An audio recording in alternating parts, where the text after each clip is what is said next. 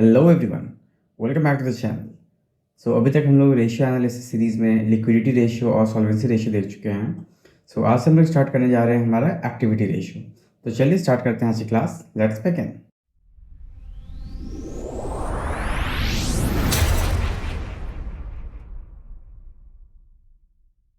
तो चलिए हम लोग समझते हैं आखिर ये एक्टिविटी रेशियो होता क्या है। तो coming to the activity ratio shows how efficiently a company is using its asset to generate sales. तो ऑब्वियसली यहाँ पे बात हो रहा है अब एक्टिविटी का। तो जब भी हम लोग एक्टिविटी का बात करेंगे या टर्नओवर का बात करेंगे तो वी नो इट कि किसी भी बिजनेस का कोर एक्टिविटी क्या होता है, उसका सेल, जो भी प्रोडक्ट लाइन में वो डील कर रहा है। तो ऑब्वियसली यहाँ पे हम लोग सेल से मीन्स एक्टिविटी या फिर टर्नओवर का तो मतलब होता ही है सेल। तो फिर टर्नओवर का हम लोग यहाँ पे रेशियो निकाल रहे हैं। तो अगेन कंपेयर किससे करेंगे? तो यहाँ पे एसेट से कंपेयर करेंगे that is being used to generate sale. तो ये रेशियो हम लोग को बताता है relationship between sale and the asset that is utilize for making that sale. ठीक है, तो ये तो हो गया आपका मीनिंग ऑफ एक्टिविटी रेशियो। तो अब क्योंकि यहाँ पे ये रेशियो एसेट के एफिशिएंसी को भी मेजर करता है, so it's also known as efficiency ratio. Efficiency ratio भी हम लोग इसको बोलते हैं। ठीक है, तो बेसिकली इसका तीन नाम है। एक तो हो गया आपका एक्टिविटी रेशियो, दूसरा हो गया आपका टर्नओवर रेशियो, तीसरा हो गया आपका एफिशिएंसी रेशियो। इनफैक्ट एक और नाम है that is we called performance ratio. अब यहाँ पे परफॉर्मेंस रेशियो भी लिख सकते हो। ठीक है, तो कोई भी चीज़ आपसे पूछे मतलब वही हुआ कि बात हो रहा है एक्टिविटी रेशियो का। Now the next question is कि आखिर हम लोग एक्टिविटी रेशियो क्यों कैलकुलेट करते हैं, like what is the main purpose, what we want to know out of it. तो अगेन एक्टिविटी रेशियो कैलकुलेट करने का सीधा सा मतलब है कि हम लोग जानना चाहते हैं कि हमारा बिजनेस का कोर एक्टिविटी कितना एफिशिएंट है। तो वो कैसे हम लोग मेजर करेंगे? तो चलिए देख लेते हैं क्या ऑब्जेक्टिव्स हो सकता है इसका। To check effective utilization of asset. तो अगेन यहाँ पे अब इफेक्टिव यूटिलाइजेशन ऑफ एसेट्स को हम लोग कैसे चेक करेंगे? So we have two things to जज the speed of conversion of stock into sale या फिर कैश। मतलब हमारा जो स्टॉक रखा हुआ है, इन्वेंट्री रखा हुआ है, उसको हम लोग सेल कितना जल्दी करते हैं और फिर कैश में कितना जल्दी कन्वर्ट होता है वो। ठीक है, सेकंड हो जाएगा आपका to analyse overall efficiency of the business operation. ठीक है, तो ये दो चीज़ हम लोग मेनली समझते हैं। These are the main objective of calculating this activity ratio. Next that we have to see here is different types of activity ratio. तो टोटल हमारे सिलेबस में 5 है। So the first one we have is the inventory turnover ratio. The second we have is trade receivable या फिर हम उसको बोलते हैं डेटर टर्नओवर रेशियो। उसके बाद तीसरा है हमारा ट्रेड पेएबल। तो trade payable is again creditor turnover ratio. Then we have working capital turnover ratio and the fifth one is fixed asset turnover ratio. ठीक है, तो चलिए अब ये सारे को हम लोग ब्रीफली देख लेते हैं क्या है ये, इस रेशियो से हम लोग क्या करते हैं। तो सबसे पहला inventory turnover. This ratio measures how efficiently a company sell and replaces its inventory. कितना जल्दी हमारा स्टॉक आता है और कितना जल्दी हम उसे सेल कर देते हैं। Indicating stock management effectiveness and operational performance. तो ये मेनली हमारे स्टॉक के बारे में है। Then we have trade receivables या फिर डेटा टर्नओवर। तो यहाँ पे क्या है, this ratio assess how quickly business collect payment from its debtor. अब जो भी क्रेडिट सेल होता है उसको कितना जल्दी बिजनेस जो है वापस कैश में कन्वर्ट कर लेती है अपने डेटर्स को। तो ये हम लोग को पता चलता है ट्रेड रिसीवेबल या डेटा टर्नओवर रेशियो से। And this reflect the efficiency of credit management and cash flow. ठीक है, the third one is trade payable. So again जैसे कि अब डेटा टर्नओवर था, उसी तरह ये हमारा क्रेडिटर टर्नओवर है। तो डेटा टर्नओवर में हम लोग क्या देखें कि कैसे हम लोग कितना जल्दी हम लोग कैश को कलेक्ट करते हैं। सिमिलरली ट्रेड पेएबल रेशियो में हम लोग देखेंगे कि हम लोग कितना जल्दी अपने क्रेडिटर को पे करते हैं in case we have purchased on credit. ठीक है, then next we have working capital. तो वर्किंग कैपिटल क्या होता है हमारा? Current assets minus current liability. क्योंकि हम लोग लिक्विडिटी रेशियो पढ़ लिए हैं, करंट एसेट करंट लाइबिलिटी जानते हैं, तो ये समझना कोई बड़ी बात नहीं है। Working capital is current assets minus current liability. तो अब current assets minus current liability का क्या रिलेशन है हमारे सेल से? मीन्स हम लोग अपनी वर्किंग कैपिटल को कितना एफिशिएंटली मैनेज कर रहे हैं सो दैट हमारे सेल को वो पॉजिटिवली इंपैक्ट करे और किसी तरह का कोई एडवर्स इंपैक्ट ना हो। ठीक है, वही चीज़ बोल रहा है, this ratio measures how well a company utilizes its working capital to generate sales, highlighting operational efficiency in managing the short-term assets. And lastly, we have fixed asset ratio, turnover ratio. So this ratio indicate how efficiently fixed assets are used in generating revenue, providing insights into asset performance and investment effectively. तो ये तो चलिए एक brief introduction हो गया for all the different types of activity ratio. Now let's understand all the ratio in details. तो सबसे पहला है हमारा इन्वेंट्री टर्नओवर रेशियो। तो ये रेशियो हमको क्या बताता है, that how often inventory is sold. ठीक है, तो ये रेशियो मेनली हम लोग को क्या बताता है कि how many times the stock या फिर हम लोग क्या बोल सकते हैं, average inventory is sold during the year, इसका क्या मतलब हुआ, ड्यूरिंग द ईयर। तो ऑब्वियसली सपोज करो कि आपके बिजनेस का एक स्टॉक है, मतलब एक बार में आप किसी भी आइटम का 100 यूनिट रखते हो, ठीक है, और पूरे साल में आपका जो है ये मान लो 600 यूनिट आप सेल कर रहे हो, बट एक बार में आप सिर्फ 100 स्टॉक ही रखते हो अपने पास, ठीक है, अपने बिजनेस में। तो ऑब्वियसली यहाँ पे 100 एक बार में रखते हो, पूरे साल में 600 यूनिट आप बेचे हो, तो कितने बार आपको अपने स्टॉक को ऑर्डर करना पड़ेगा। So obviously the answer is very clear, 6 bar, 6 times. 6 बार आप 100 करके करोगे तो आपका 600 यूनिट पूरा हो जाएगा। तो इसी तरह से ये तो हो गया आपका क्वांटिटी के टर्म्स में, लेकिन इसको हम लोग जब मॉनेटरी टर्म्स में कैलकुलेट करेंगे तो we get to know the inventory turnover ratio. तो चलिए अब वो कैसे करेंगे इसको भी समझ लेते हैं। तो इन्वेंट्री टर्नओवर रेशियो का हम लोग का फॉर्मूला क्या हो जाएगा, so it will be cost of revenue from operations. अब cost of revenue from operations in real life, चलिए ये थोड़ा अलग हो सकता है COGS से, कॉग्स मतलब कॉस्ट ऑफ गुड्स सोल्ड, ठीक है, बट अभी के लिए हमारे सिलेबस में this is same as COGS. तो जहाँ पे cost of revenue from operation आएगा उसको आप कॉस्ट ऑफ गुड्स सोल्ड भी मान सकते हो, डिवाइडेड बाय एवरेज इन्वेंट्री। तो ये हो गया हमारा एवरेज टर्नओवर का फॉर्मूला। तो cost of goods sold by average inventory या फिर cost of revenue from operations bye average inventory. तो चलिए अब इसके डिफरेंट कंपोनेंट्स को भी समझ लेते हैं।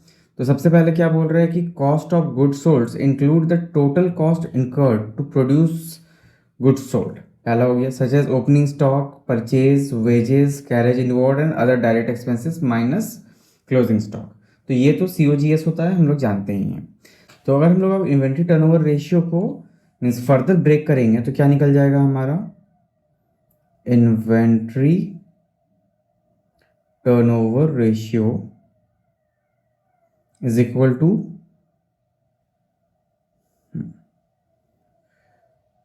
Cost of revenue from operations या फिर COGS divided by average inventory.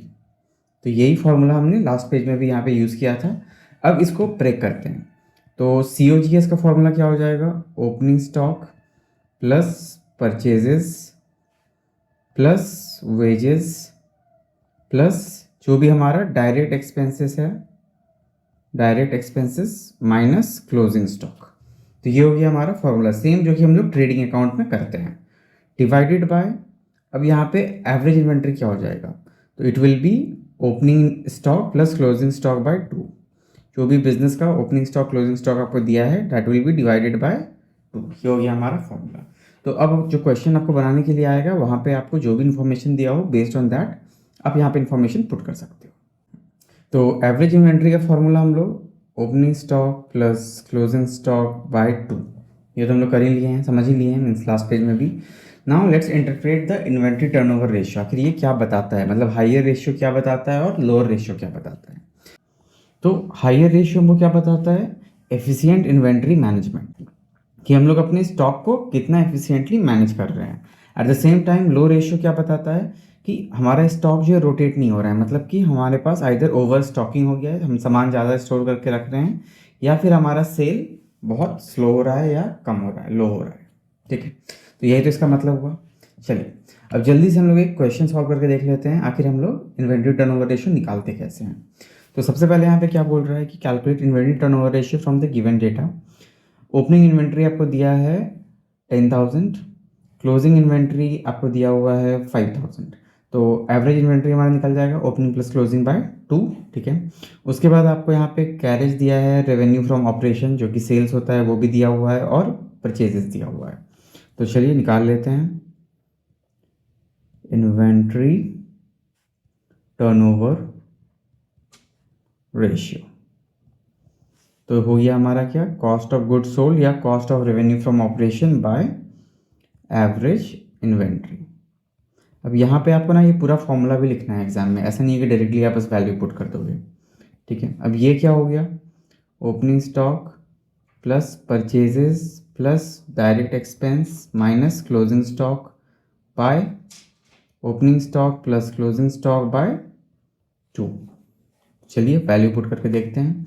तो ओपनिंग स्टॉक है हमारा 10,000 प्लस परचेजेस कितना है 25,000 प्लस डायरेक्ट एक्सपेंसेस जो कि हमारा कैरेज हमारा डायरेक्ट एक्सपेंसेस हो गया यहाँ पे, तो प्लस 2500 और क्या है क्लोजिंग स्टॉक, तो क्लोजिंग स्टॉक हमारा माइनस हो जाएगा, माइनस क्लोजिंग स्टॉक माइनस 5,000। ठीक है, divided by opening plus closing by 2 मतलब कि 10 प्लस 5 10,000 प्लस 5,000 डिवाइडेड बाय 2। तो फाइनली हमारा आंसर क्या हो जाएगा, 10,000 प्लस 25,000 35,000 प्लस 2,500 मतलब 37,500 डिवाइडेड बाय 7,500। तो अब इसको डिवाइड करेंगे तो हमारा क्या आ जाएगा, I think it will be 4.33 times. तो ये 4.33 टाइम्स जो हमारा है, this is our final answer for this inventory turnover ratio. तो चलिए ये तो हो गया हमारा एक छोटा सा क्वेश्चन। अब हम लोग देखते हैं कि इसका एक पूरा फुल फ्लैज वाला क्वेश्चन अगर आता है तो हम लोग उसको कैसे सॉल्व करेंगे। ठीक है, तो the next question we have here is कि from the following information from the following statement of PL calculate the inventory turnover ratio. तो ये आपको पीएल दिया हुआ है और कुछ नोट्स टू अकाउंट दिया हुआ है, मतलब जो भी इन्फॉर्मेशन पीएल में है उसका डिटेल आपको यहाँ पे दिया हुआ है। तो रेवेन्यू फ्रॉम ऑपरेशन है आपका 30 लाख, देन अदर इनकम है 30,000, टोटल रेवेन्यू है 30, दोनों का सम हो गया। देन वी हैव ये सारा एक्सपेंसेस है और फाइनली हमारा प्रॉफिट बिफोर टैक्स आ गया है। और नोट टू अकाउंट में हमारा cost of material consumed, cost of material consumed ये कितना है, opening plus purchase minus closing, तो ये भी दिया हुआ है और फिनिश गुड्स और रॉ मटेरियल का भी डिटेल दिया हुआ है। ठीक है, तो अब निकालना क्या है, इन्वेंट्री टर्नओवर रेशियो। तो चलिए हम लोग यहाँ पे कैलकुलेट करते हैं हमारा inventory turnover ratio, inventory turnover ratio. तो फॉर्मूला क्या हो जाएगा, again cost of goods sold by average inventory. तो अब हमारे यहाँ पे कॉस्ट ऑफ गुड्स सोल्ड कितना है, तो again cost of goods sold हमारा किसके बराबर हो जाएगा, इसके बराबर, that is cost of material consumed और चेंज जो भी हमारा हो रहा है finish goods and raw material के स्टॉक में। ठीक है, तो कॉस्ट ऑफ गुड्स सोल्ड ये हो गया आपका cost of material consumed plus जो भी हमारा चेंज हो रहा है चेंज इन स्टॉक। ठीक है, तो ये आपको ऑलरेडी दिया हुआ है, ये माइनस में निगेटिव फिगर है जबकि यहाँ पे हम लोग प्लस कर रहे हैं। तो 10,50,000 प्लस माइनस 50,000, तो ओवरऑल आंसर क्या हो जाएगा, दिस विल बी 10 लाख, मतलब कॉस्ट ऑफ गुड्स सोल्ड हमारा कितना हो गया 10 लाख रुपये। और उसके बाद हम लोग को एवरेज इन्वेंट्री निकालना है, तो एवरेज इन्वेंट्री कितना हो जाएगा हमारा, this will be opening stock plus closing stock by 2। अब ध्यान यहाँ पे ये रखना है ना कि यहाँ पे हमारे पास दो तरह का स्टॉक है, एक हो गया रॉ मटेरियल जो कंज्यूम हुआ उसका और एक हो गया जो हमारा फिनिश गुड्स वगैरह है उसका। तो चलिए देख लेते हैं कितना कितना है।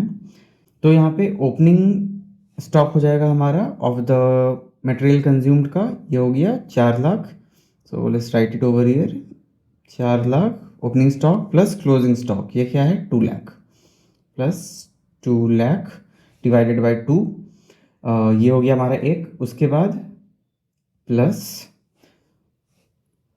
चलो इसको मैं 2 कर ही देता हूँ, प्लस